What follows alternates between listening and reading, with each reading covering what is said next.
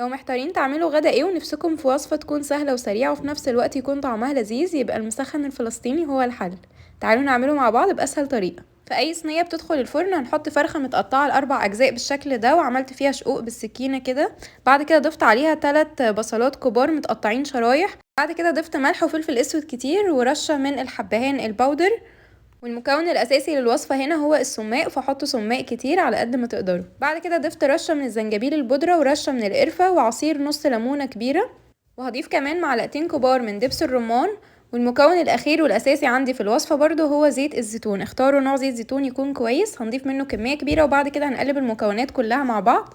وبعدين هغطي الصينيه كويس بورقه زبده وهحط كمان فوقها ورقه فويل. هدخلهم فرن متسخن على درجه حراره 190. بعد ساعه هشيل ورقه الزبده والفويل وهحطهم تحت الشوايه علشان ياخدوا وش. وقدموها مع اي نوع عيش متوفر عندكم. ما تنسوش تعملوا اشتراك في القناه علشان يوصلكم الوصفات الجديده.